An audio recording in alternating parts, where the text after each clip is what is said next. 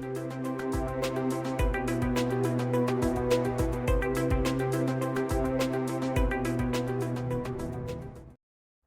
morning, welcome to Berwick Mitsubishi. I'm Mark and I'm going to take you for a walk around a fine example of a 2010 Holden Captiva SX wagon this morning. We start at the front of the car. You notice a lovely chrome grille running through the front of the car.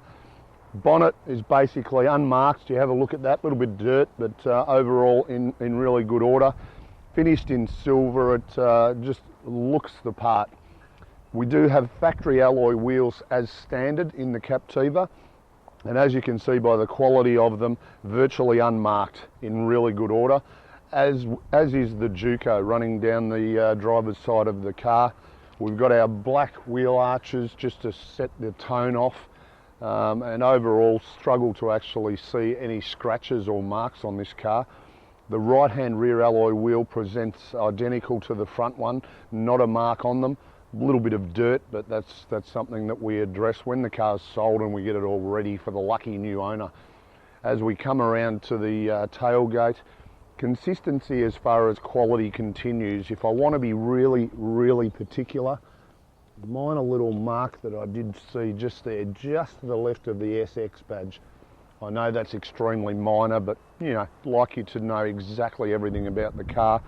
Very minor little scratch just there on the left side of the tailgate, which might actually even polish out. Our little scuff plate on the bumper, virtually unmarked as well. So overall the presentation really good. High level stoplight in our tailgate as well.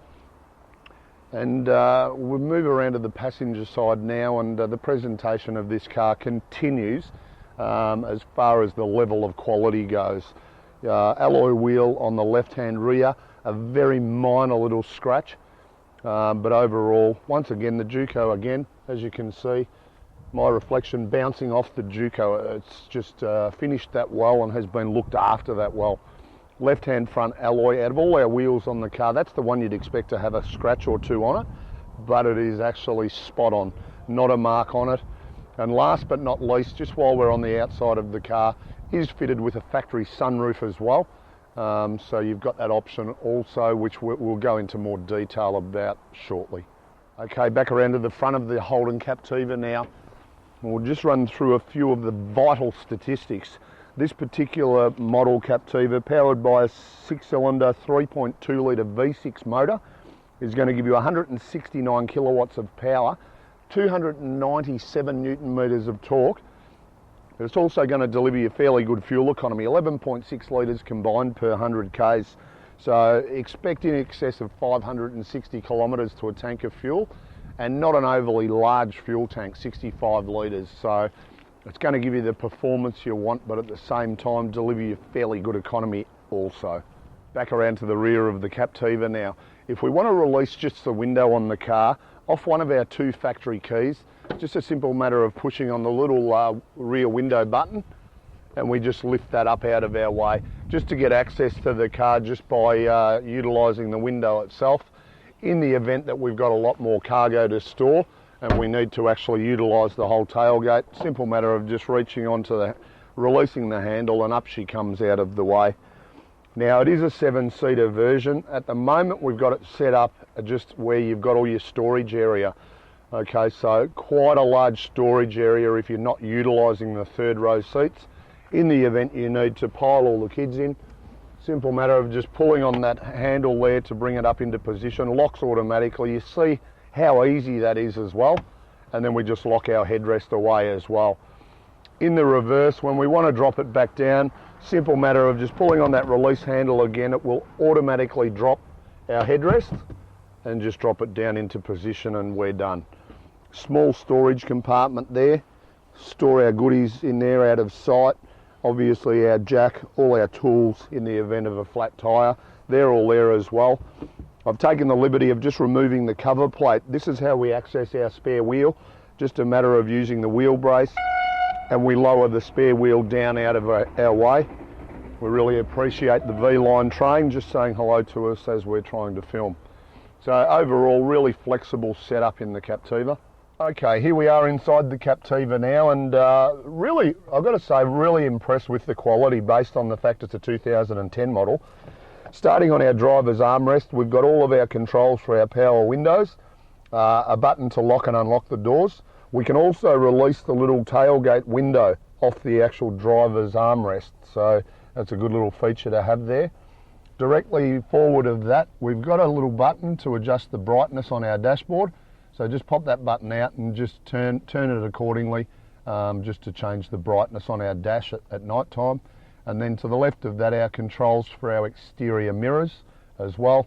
Important to note, does have auto headlights, so they will turn themselves on at night time as it gets darker. Our steering wheel is height and reach adjustable, so set ourselves up where we're nice and comfy. Let's get that all straight. And then we just simply lock it away by the lever underneath on the steering column there. Really bright dashboard. Important to note, looking at the screen there, only 38,000 kilometres this motor car. So part of the reason it's a really good quality example of this model. Moving into the centre console section now, fairly straightforward, the SX Captiva. Little storage compartment up the top. Then we just release that lid there, another good sized storage compartment just in there as well. Below that we've got a traction control button to manually turn it off if we like, digital clock, downhill descent control, and then our AM FM CD player, MP3 compatible, does have the auxiliary input as well if needed, and then our heating and cooling directly below that. Fairly straightforward setup, really simple to operate everything. Our T-bar auto just into drive or across into sports mode if needed, enables us to change the gears manually.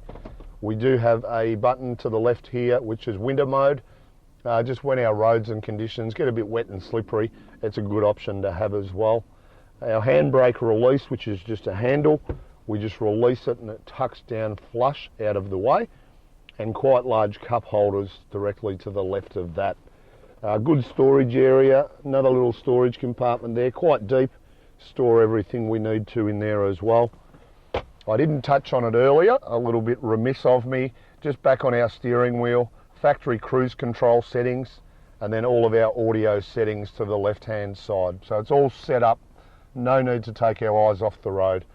Also from a safety point of view, fitted with front and side airbags, so we do have the 4 airbags as well.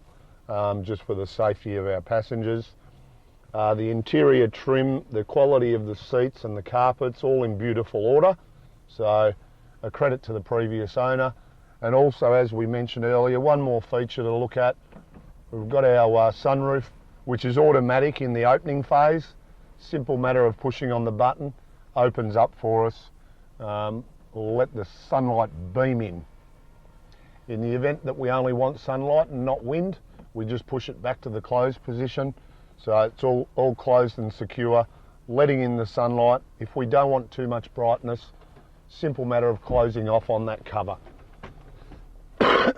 Last thing we'll look at, excuse that little cough, just a bit of a recovery from a cold. Just look at the service books, privately owned car, and service history extremely good. All of our services in our book, stamped at the correct intervals, and we've even gone to the extent of, oh no, we didn't need to service this car because it's so up to date. 13th of April was its last service, so all done at a Holden dealer as well, going by the books, yep.